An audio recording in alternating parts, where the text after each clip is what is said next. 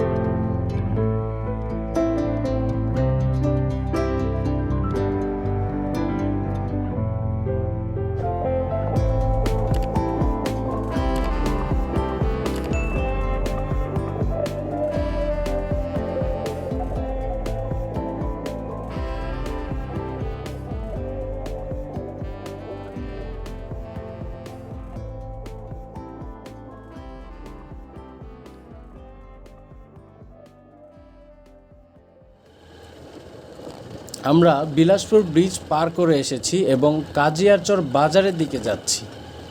আমি যতটুকু জানি এর আশেপাশেই আমার শ্বশুর বাড়ি, কিন্তু যেহেতু তারা ঢাকা থাকেন তাই আমি তাদের গ্রামের বাড়িটা ঠিকমতো চিনি না।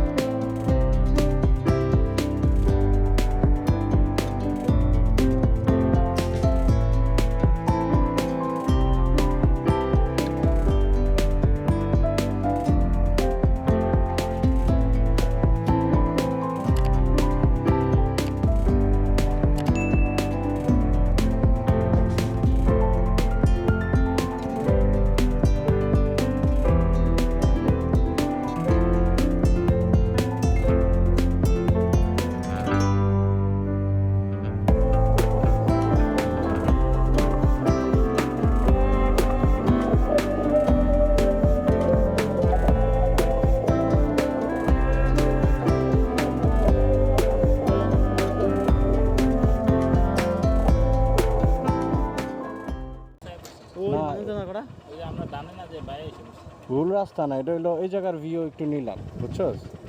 না আবার ঘোরা, না আবার ঘোরা, হ্যাঁ কি হ্যাঁ হ্যাঁ, এবার ঘোরা ঘোরা ঘোরা হয়ে যাব। আমরা যে রাস্তায় এসেছি এইখান দিয়ে এখন ইঞ্জিনিয়ার ঘাট পর্যন্ত যাওয়া যায় না, তাই আমাদের ফিরে যেতে হবে এবং অন্য রাস্তা দিয়ে ইঞ্জিনিয়ার ঘাটে যেতে হবে।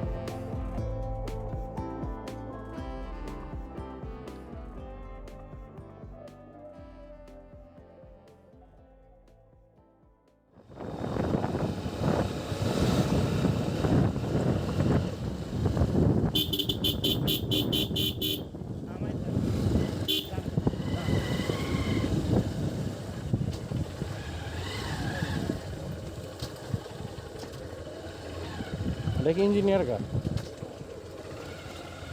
আমরা ইঞ্জিনিয়ার ঘাটে চলে এসেছি এবং বলেছিলাম প্রতিটা ঘাটেই অফুরন্ত বাতাস, এবং আপনারা সেটা দেখতেই পাচ্ছেন। তো আমরা এখানে রাত পর্যন্ত আড্ডা দিব এবং তারপর বাসায় চলে যাব। তারপরে আবার জ্যাম, এই যে ওনা দিয়ে যে টানটুন দিয়ে চেপে চেপে বেরিয়ে যাবে, পাইপে করে তো বয়ে থাকবে সিগন্যাল। তো আজকে তন্ময়ের কথা পর্যন্তই, দেখা হবে শরীয়তপুরের থার্ড ভিডিওতে, এবং আশা করছি কাল আমরা জাজিরা থেকে ডামুড্ডার দিকে যাব। তো ভালো থাকবেন, সুস্থ থাকবেন এবং দোয়া করবেন আমার জন্য। আল্লাহ হাফেজ।